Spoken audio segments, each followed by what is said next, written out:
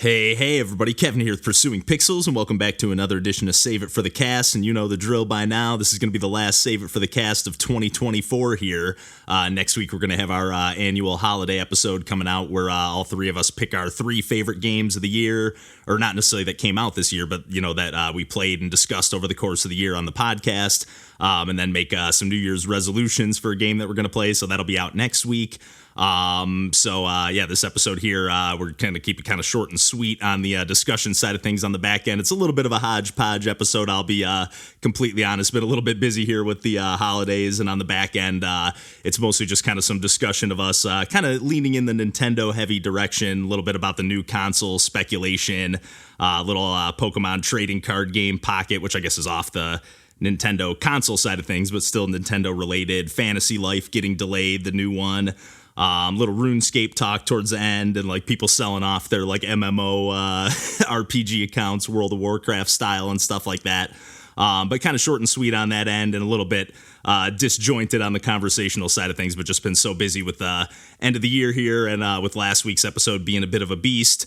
And the last Save It for the Cast and the holiday episode coming up, I was just like, you know what, I'm going to keep it on the short and sweet side here, and not break my back trying to edit this Save It for the Cast here. So yeah, nothing too crazy on the back end here once I kick the ball over to John, Randall, and I for some video games chit chat, kind of all over the map like I was saying. But on that note, as always, I'm going to talk about some of the stuff that I've been playing lately, and I'm going to kick things off with just one physical copy. I got a few for Christmas, but I'll save some of those, and I'll even kind of half table this one for another time, because I know Randall is kind of the main reason that I scooped this one up and had been waiting to pick up a physical copy of this one. I tend to kind of veer in the direction like this one is like $20, or actually I forget what the normal price, but I think the game is Marble It Up Ultra. The original version is just called Marble It Up, but now there's this Ultra version which has like all the extra, like, I don't know if it was DLC or however they rolled out the, you know, content, or I hate using that word, but the material, the levels, whatever they've rolled out for this game. I think this is like everything rolled into one. No pun intended on the Marble It Up side of things, but think like Super Monkey Ball style gameplay, although the gameplay is a little bit, at least control wise, a little bit different. Like I was expecting it to feel like so immediate. I've played quite a few games like this where it's like, you know, you're in control of like a 3D marble, but Super Monkey Ball kind of being the main one. But the kind of main difference between these two series, or if you will, Super Monkey Ball, when you tilt the joystick, you're actually kind of tilting like the entire stage. You don't have any direct control of the actual monkey in the ball. Or the marble, if you will, in this case. But in Marble It Up, you're directly controlling the ball. And it took me a little bit of getting used to, because you actually kind of want to use the right stick, like you're using the left stick to kind of like essentially just control your momentum forward and backwards. And then you can like kind of fine tune the steering to the left and the right, but you definitely can't make like a sharp left or right turn if you're going at full speed by just using the left stick. You really have to like use the camera, the right stick essentially, to like reposition where you're, you know, quote unquote aiming, and that allows you to make those sharper turns. Because at first I was like, man, how did, like, they're giving me this speed boost power up, and like I don't know how to use that and not just launch myself right off the track. Because like after the first few stages, even honestly right off the bat, you know, you think like kind of Rainbow Road style, there's really no rails in almost any you know, portion of the stage.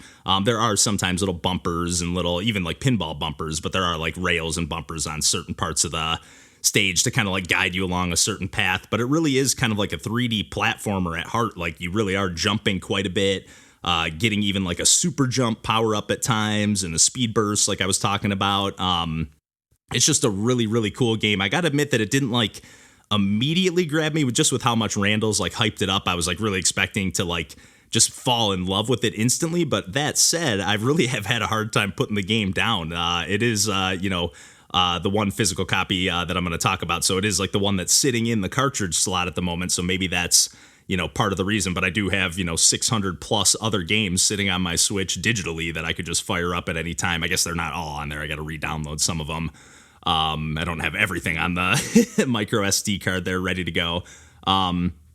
But yeah, I'm just happy to own that one finally, because yeah, it's been kind of just nagging at the back of my brain just with how much Randall's hyped that one up, and with how much just instantly it looks, you know, right up my alley. The one kind of gripe I'll level at it, other than what I've said already, is just that I feel like the aesthetic is like a little bit like hodgepodgey, sort of like this episode here. But it's just sort of like a mixed bag of just like 3D assets, I guess, or not assets, because it does seem like design, but I don't know, it just seems like a little bit, even like the level sometimes it's like, oh, there, I didn't expect to like have to make a full U-turn right here with like the signage. They show you like kind of what you need to do, but with little like kind of turn signs and various other indicators that kind of, you know, guide you along the path, if you will. But yeah, other than that, I'm really having a good time with that one. And like I said, really having a tough time putting that one down. I'm definitely going to make a video for it eventually, but I've already played through almost the first 4 worlds. And then there's like, I think 6 worlds total and then like 4 bonus worlds. And it looks like there's even more than that. There's weekly challenges that it like just give you like a random assortment of levels and kind of throw some random like variables into the mix. It's just definitely a lot of fun. But then on the other side of the coin, I did get a few Nintendo, you know, eShop gift cards. Kind of continue along. I think the conversation when we pick up with everyone here kind of starts off with some of with John like talking about not being able to transfer his 3DS or his Wii U eShop funds over to the Switch, but not intending to keep that all you know, through line on the thread there, but nonetheless, yeah, I've been scooping up. I got $30 worth of eShop points, so I'm always, and then around the holidays too, there's always a ton of games on sale, so I was just like, okay, what's been sitting on my wish list forever? And like, you know, a lot of times I wait for it to go to like the cheapest price possible, just because I'm not made of money here. I'm not that I'm trying to cheap out here on the games, but you know, a lot of times I'm like, I bet you this will go like down to $5 at some point, so I'll try to wait it out.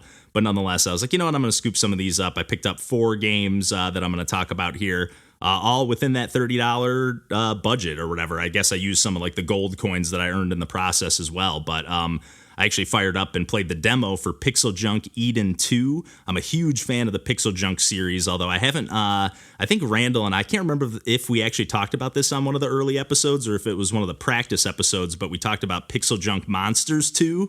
And that sequel was nowhere near as good as the first game, as cool as it is and as like stylish as it is, and I really like the like look and presentation and like just like the world, and I don't know, just a lot about that game. But it's just like, especially the load times, we had quite a few gripes about that one. I think I kind of griped about it a little bit more than Randall did, but nonetheless, I've still been a huge fan. I played a lot of the original PixelJunk games, like the series. They just kind of released like an assortment of games on the PS3, the PSN back in the day. That might still be what it is, but PlayStation Network, but yeah, I remember playing and loving those games so much. And PixelJunk Eden was one of the games that I really got hooked on. I remember playing that in my dorm room in college, and it was more just like kind of addictive and hypnotic. It wasn't necessarily that the gameplay was so good or anything like that.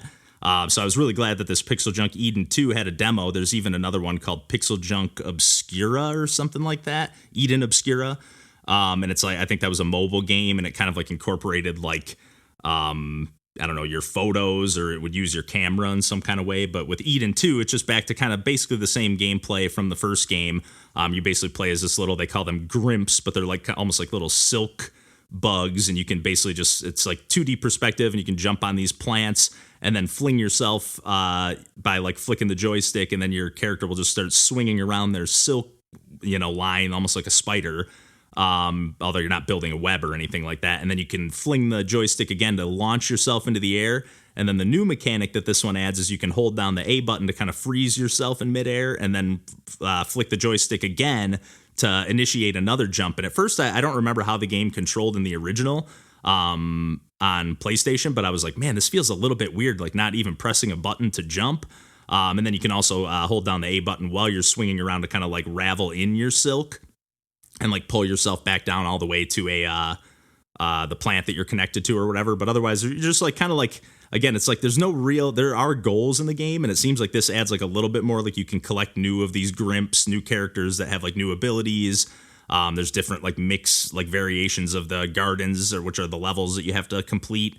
And I just really like the visual presentation, the audio presentation. It's one of those games right at the beginning. It's like, hey, we recommend you playing with headphones, or recommend you playing with the sound on and turned up.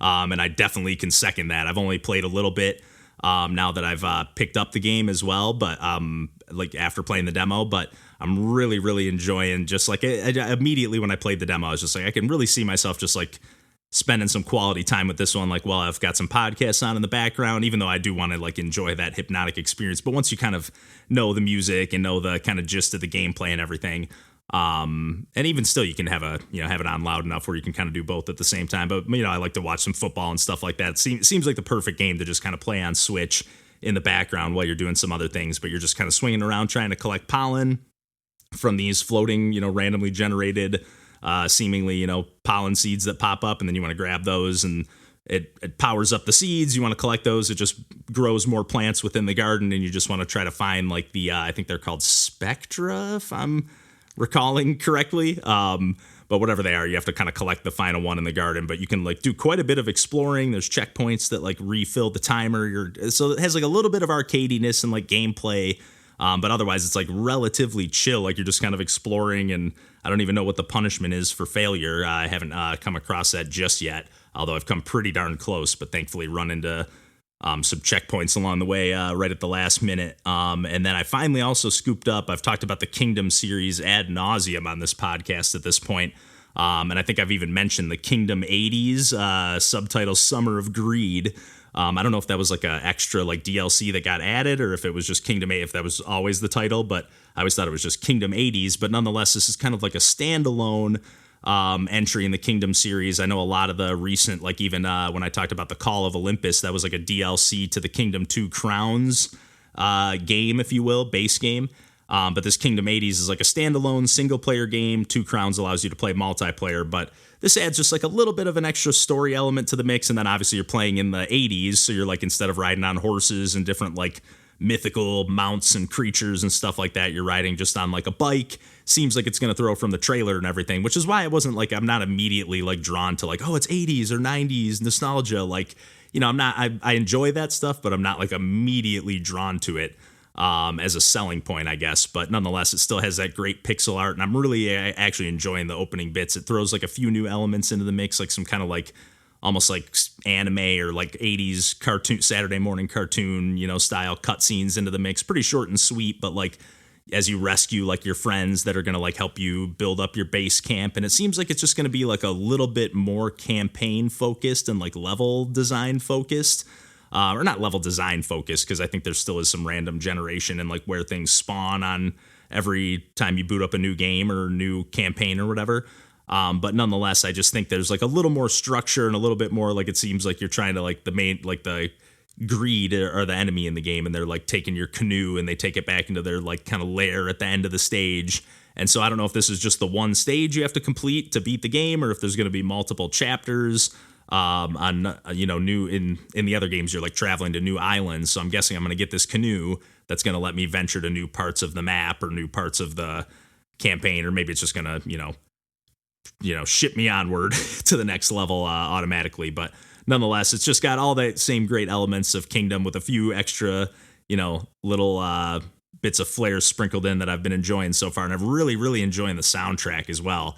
I was kind of not sure how that was going to feel as well, but it's got that like synthy, new wavy kind of vibe, but with still keeping in that Kingdom, like really mellow, like just chill. I guess I was worried they were going to like lean more into like the comedy or some of like those 80s stuff that I'm just not personally all that into. And then I guess the last game I'm going to talk about here, because I've been rambling on for quite a bit here, that I really, really am falling in love with quick. It's called Comet Striker DX. This is a game that's been sitting on my wish list for quite some time, and I'm so pumped I scooped this one up. It's from Ice Lizard Games, and I saw that they were the publisher, so I'm always like even more happy to throw a few bucks the developers' way when they're the ones publishing the game. I'm just assuming they're getting a little more of the cut in that case. But this is like a really cool like bullet hell shoot 'em up, but more of like an adventure game. I actually thought it was going to be kind of like a little more exploratory, like Metroidvania style, just from like the way that you're moving from screen to screen from what I could see in the trailers and everything. But best I could tell, I actually just beat the first stage before jumping on to record this here. And there was like a mini boss halfway through the stage, and then a final boss at the end of the stage, which was a pretty long stage. Like it had that feeling of like a little, not even mini Metroidvania, because you're not doing a ton of exploration, but there were a couple points in the stage where there's like, okay, here's a branching path. You can go left or right here. And then once you make that choice, you're not really able to go back. and see what the other, direction had to offer until you play the game again. But there's just like a regular arcade mode. It kind of defaults to hard mode, which starts you with 9 lives. You play as like a corgi, so I don't know why they default to 9. I was thinking like immediately like, oh, that's cute with the cat. And then I was like, oh, wait, no, you're a dog. But 9 lives with 5 hit points each. So it seems like kind of a ton, but that's for the entire campaign. Like after I beat the first stage and moved on to the second, I was still at like, whatever lives I was at. I did earn another life though at some point.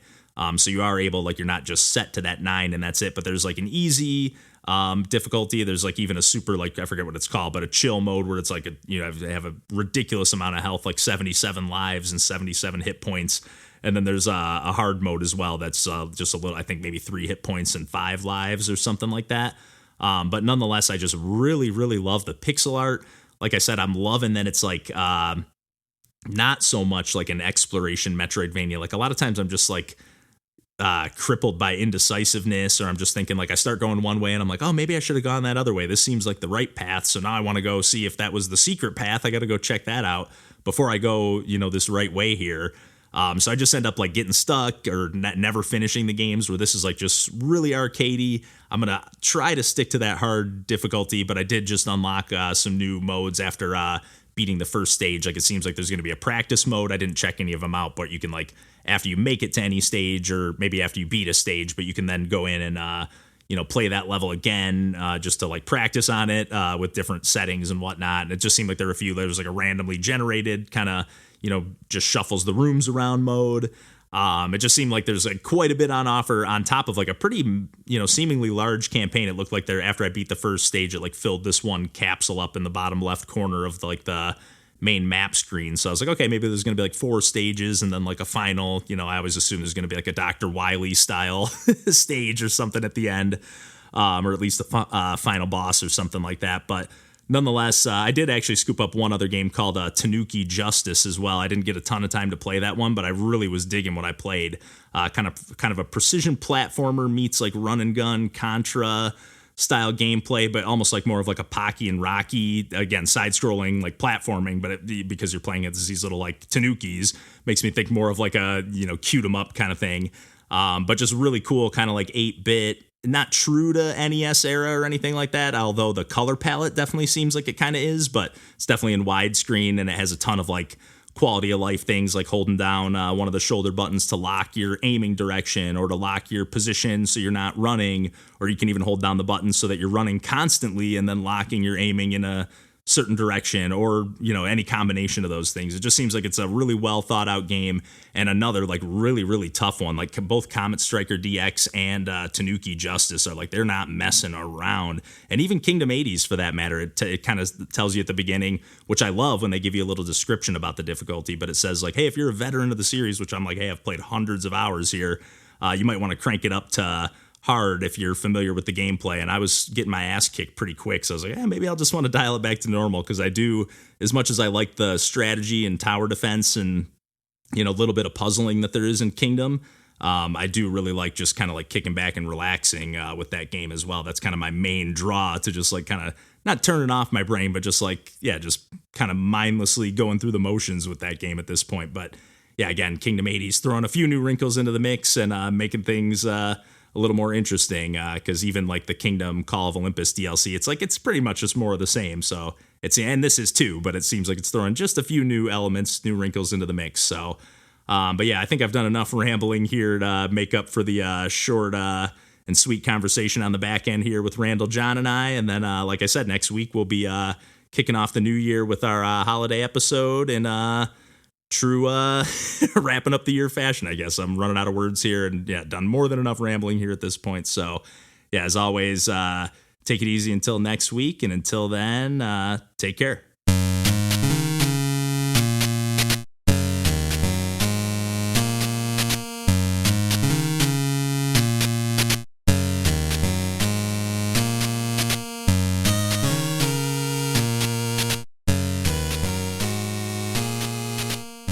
Still holding out hope that I can somehow transfer the $20 that's on my 3DS eShop account.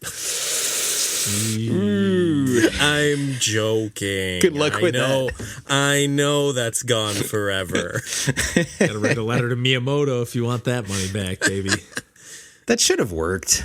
It should have. Yeah, like there I was shouldn't be thinking any about it because I was reason. thinking about. I don't know if I've mentioned this on with the calls, but the new Fantasy Life is in like level 5 limbo, which apparently is You definitely mentioned it because I just put it in this week's Save It for the Cast. So. I saw the delay. yeah. But like I would have liked to have bought the DLC for the original. Yeah, right? Yeah, Fantasy Life. Yeah. But And the one was free, too. yeah, they- I think I got whichever one that was. But Yeah. there's an additional one that back when I was poor and couldn't do it. Couldn't swing $10. Yeah, seriously. Well, let alone the hoops that you'd have to jump through just to try to give them money on a platform like the 3DS. Oh yeah, God! Those So little much more gems getting tedious. dropped down on the loading screen and like that little bucket. Presents. Yeah, open the present. Which thing is this? I downloaded Like 5 a gift things. bag. Or just a new thing would randomly just pop up on there one day, and you're like, "Wait, what the hell is this?" Yeah, why do I? Some random Kirby demo? Why is this on here? I didn't know. No, there was just there was push a it to you. weird one that got put on there. Oh, I need to look that one up. It was so weird. It was kind of like a dungeon crawler, like closer to like Let It Die.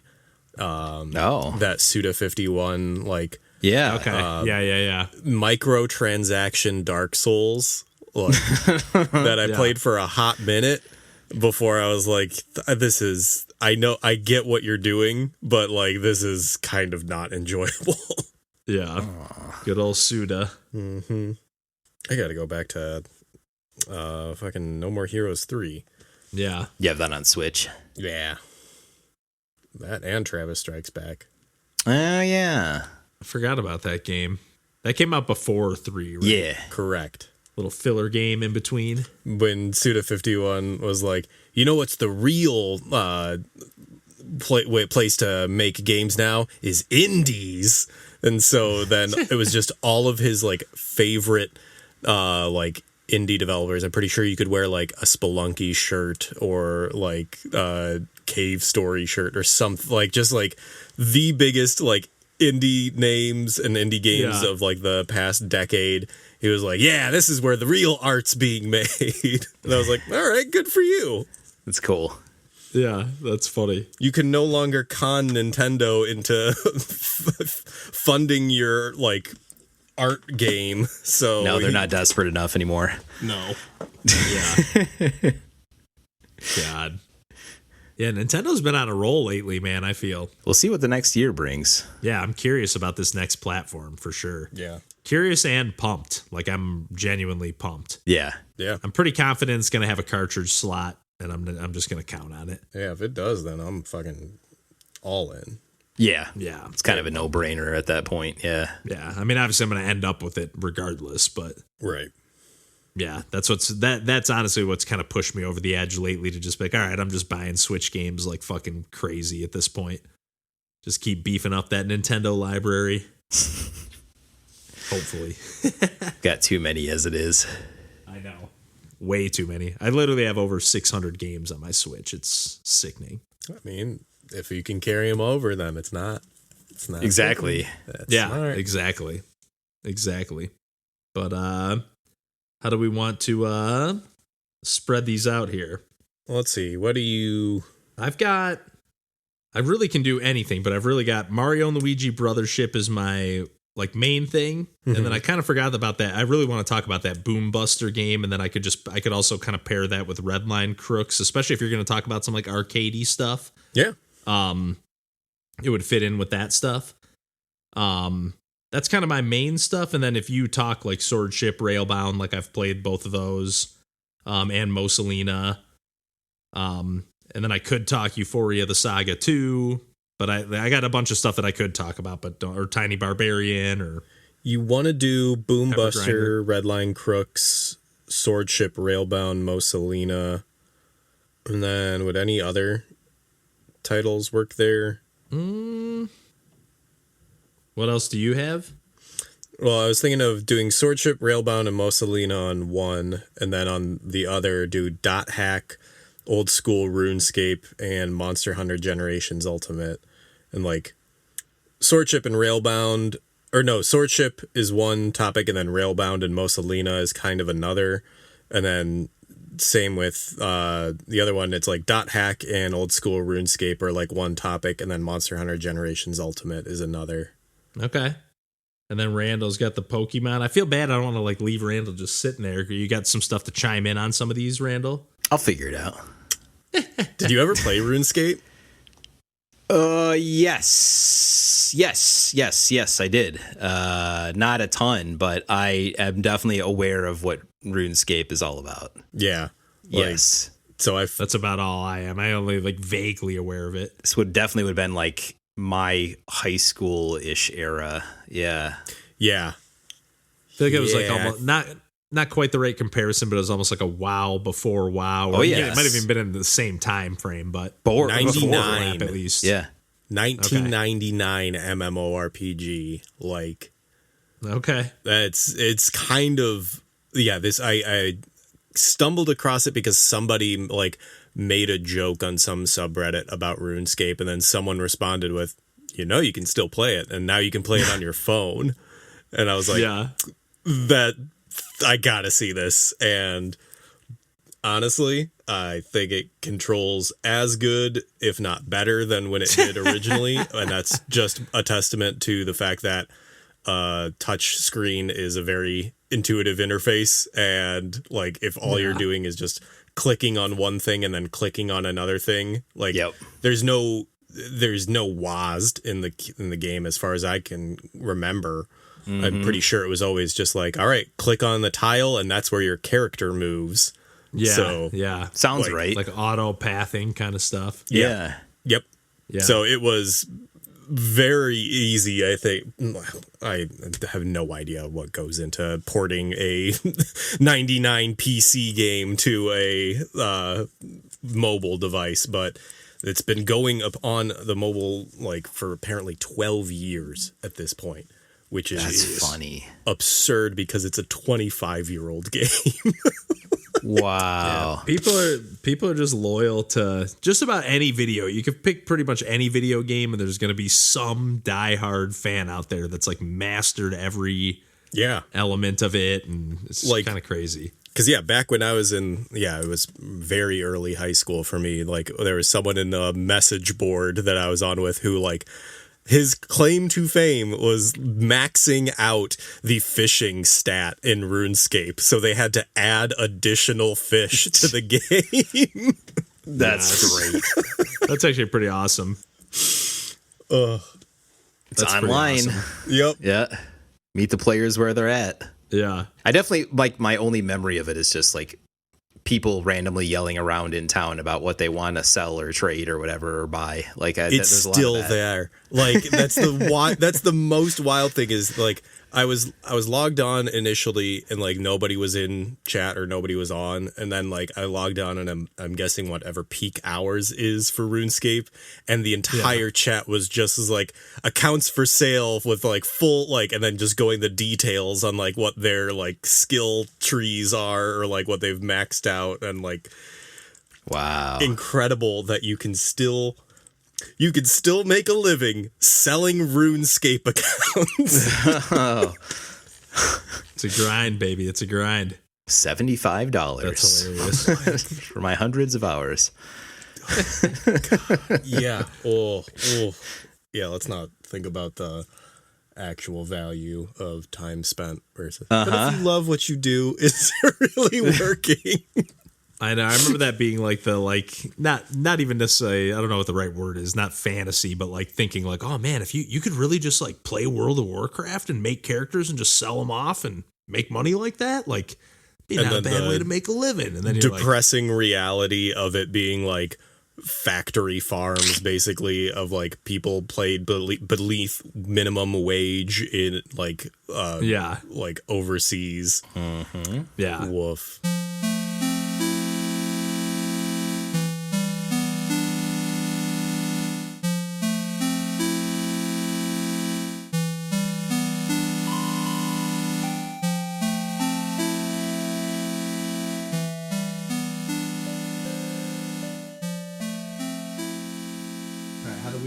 So you got anything other than Pokemans? No.